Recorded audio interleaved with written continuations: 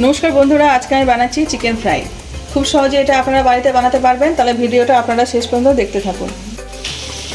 আমি এখানে solid piece মাংস নিয়েছি। আমি এখানে আলাদাভাবে কেটে আনিনি, আমাদের মাংস নিয়ে এসেছিলো, ওখান থেকে বেছে নিয়েছি।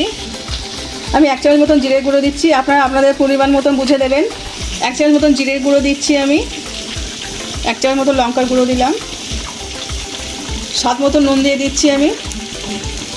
হাফ লেবুর রস দিয়ে দিচ্ছি আমি এর মধ্যে। লেবু রসের পরিবর্তে আপনারা ভিনেগারও দিতে পারেন।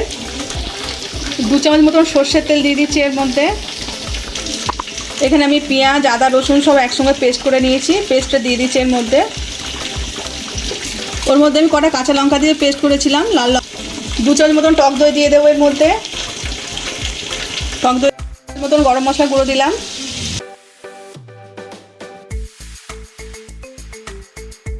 ওখানে হাফ চামচ আমি সয়া সস দিয়েছিলাম আর হাফ চামচ আমি চিলি সস দিয়েছিলাম। এটা আমি 1 ঘন্টার জন্য ম্যারিনেটের জন্য রেখে দেব। এখানে আমি ময়দা নিয়েছি।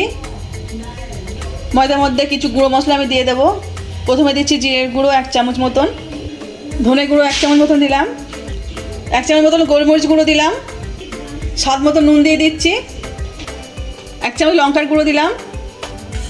এবার একসাথে সব মিশিয়ে নেব।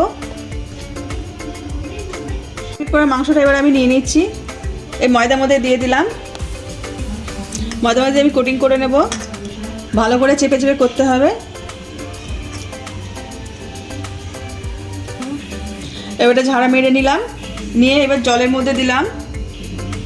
আমি এখানে ঠান্ডা জল নিয়েছি, ঠান্ডা জলে দেবেন। আবার এটা কোটিং করে নেব। আমরা এইভাবে তৈরি করে নিচ্ছি, এই যে এইভাবে তৈরি করে নিচ্ছি, সবগুলো এইভাবে তৈরি করে নেব আমি। তেল গরম হয়ে গেছে, এবার কোট করা চিকেনগুলো আমি তেলে ছেড়ে দিচ্ছি ভাজার জন্য। জোর কমিয়ে হালকা লো ফ্লেমে দিয়েছি আমি। এগুলো আমার লাল লাল করে ভাজা হয়ে গেছে, এবার আমি নামিয়ে নিচ্ছি। ফ্রাই করার জন্য চিকেনগুলো আবার ছেড়ে দিচ্ছি। এগুলো আমার ভাজা হয়ে গেছে, এবার আমি তুলে নিচ্ছি।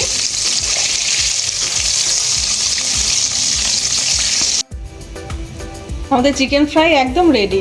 দেখলেন কত সহজে আমি বাড়িতে বানিয়ে নিলাম। আপনারা চাইলে আমার এই রেসিপিটা ফলো করে বাড়িতে বানাতে পারবেন। আজকে আমার এই রান্নাটা যদি আপনাদের ভালো লেগে থাকে তাহলে লাইক করে দেবেন, শেয়ার করে দেবেন। কেমন হয়েছে কমেন্টে জানাবেন। আবার নতুন রান্না পেতে গেলে আমার চ্যানেলটা সাবস্ক্রাইব করে দেবেন।